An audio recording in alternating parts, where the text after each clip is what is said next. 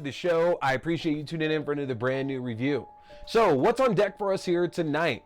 Folks, growing up, I was a huge fan of the Resident Evil video game franchise. Still am, honestly. I've been playing these games for almost 30 years, and I've been watching these movies for a little bit over 20 at this point.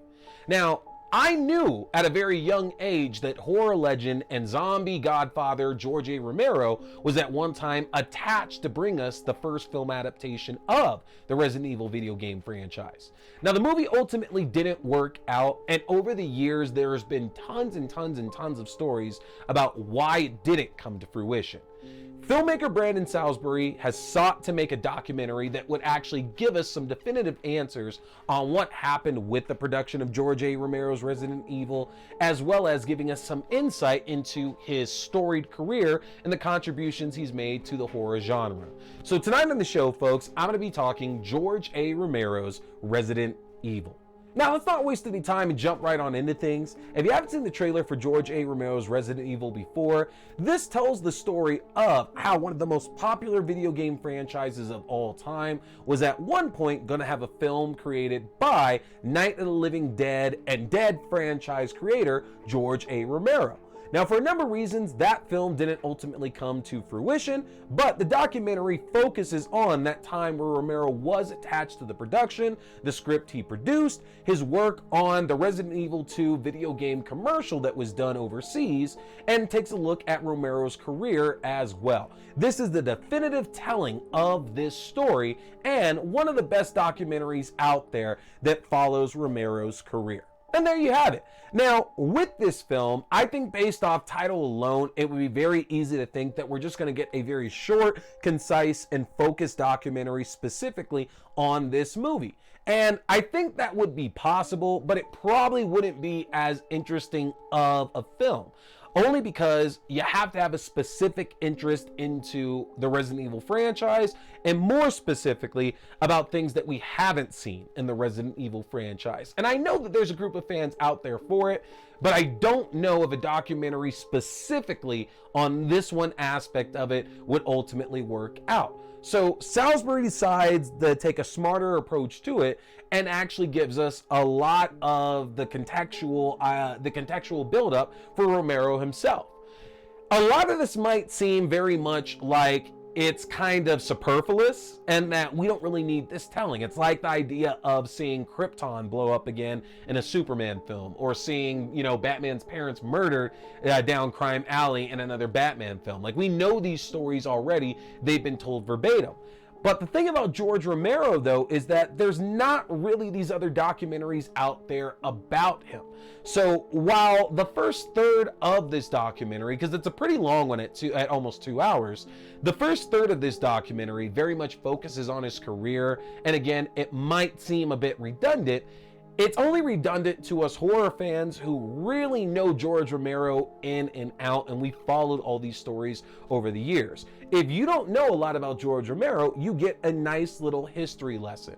And it doesn't do a deep dive to where it's like, oh man, like you have to get all this additional knowledge that doesn't contribute at all to the connection, which is the Resident Evil film. Salisbury keeps it very tight with what he's focusing in on. Because again, the idea here is to give context about why Romero was clearly the right guy to be attached to a film like this, and what he ultimately contributed to the horror genre, and specifically to zombies just in film in general. That there's so much of that genre of horror that owes itself to Romero and the films that he's brought us over past decades. The whole idea is that if you're approaching this with just completely fresh eyes, and you maybe only tangibly know George Romero or the Resident Evil series, you're going to get all the information you need to have that investment into it. So for bigger fans of Romero and Resident Evil, that first third might be a bit of a slog just because it's a lot of information that we already know.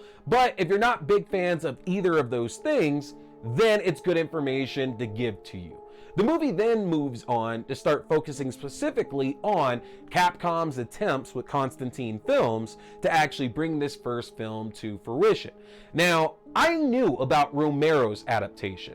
That script, which they do talk about here in the film, was available online for a number of years. I read it a number of times as a kid as well too. You know, I specifically remember one of the points they talk about in the film, that one of the franchise leads, Chris Redfield, who has always been depicted as a member of the police organization STARS, was not a member of STARS in Romero's script. I specifically remember that. And then I also remember the character of Rosie, who they talk about. I remember she had this catchphrase of, we all, like, so we live here now. And so those two things are the things that stood out in my mind from reading that script as a kid. But I love the fact that they talk a lot about not only Romero's script and when he came aboard, but the fact that before Romero was aboard the film, there was already another attempt at production, and that Halloween 4 writer Alan B. McElroy wrote the original script for this film that they were originally going to adapt. Now that's big for me because I am a huge Halloween 4 fan. That is my favorite film in the franchise, and these were not things that I knew about. So hearing the story ideas that he had for it, I'm going to be honest, not a huge fan of what I'm hearing from that adaptation, as that goes more in line with what Paul W.S. Anderson ended up doing with the franchise in general too. But I didn't also hate it either. You know, the film very much explores the idea that while Romero would have been the right guy attached to these films, and that the script was more in line with what the video game franchise actually has presented before us, that there also is some credit to Paul W.S. Anderson's idea that you don't just want to see that same story retold, and that you're looking to get something fresh, because using the same characters and the same ideas kind of constricts you, and it restricts you from trying something new and different. And I do understand that, especially when it comes to video game movies, that, you know, I like to see a lot of the essence of what was in those games, but as a whole, I'm okay at this point with getting something new. And for me, being somebody who went and saw the original Resident Evil in theaters, me and my boy Ben Costigan saw it opening night in theaters here. You know, I remember the disappointment I had that we weren't really getting a lot more of the staples of the game there in the movie. You know, we didn't have Chris, we didn't have Jill, we didn't have Wesker, and yeah, we got zombies, we got dogs, we got lickers, but overall, I just felt that we still weren't given enough to actually make it seem like a real Resident Evil film. And ultimately, I've talked about it here on the show, I am a huge fan of Paul W.S. Anderson's franchise. You know, those films did, in my opinion, get better as they went on. Huge fan of Resident Evil 3 Extinction. That is my movie. Mad Max meets Resident Evil. It's so good. And it's got Johnny Cage in it. Like, how bad could it truly be? But I do enjoy that franchise. I enjoy Johannes Roberts' Welcome to Raccoon City. I don't have an issue with these live action films, but as somebody who was a big fan of Romero's script, reading it as a kid, I do lament that we never ultimately ended up getting it. I think that this documentary is, again, the definitive telling of all the information we need to know about that attempt, and it does a really good job serving as a eulogy to Romero and his career and the contributions that he's made as well. Again, it will drag to longtime fans of Romero, longtime fans of the Resident Evil franchise in that first third. And I do wish certain other aspects, like the commercial that Romero made overseas for Resident Evil 2, got a little bit more insight, because that in itself is such a fascinating story as well. Look it up. Brad Renfro playing the role of Leon Kennedy in this commercial. Something that a lot of us have known about for a while, but more insight into that would have been appreciated here. But it is a very well done documentary, especially if you're a big fan of these games and of Romero's work. Highly recommend checking it out. Folks, you can rent this or purchase this right now on most platforms. And let me know in the comment section, what was your favorite Resident Evil game of the last 30 years? Let me know. Let's see if y'all's match up. Obviously, big Code Veronica fan. And hit that subscribe button, folks. I got more great reviews coming your way. The best way to stay on top of everything is to get subscribed to my Linktree at linktr.ee/tscarymovie.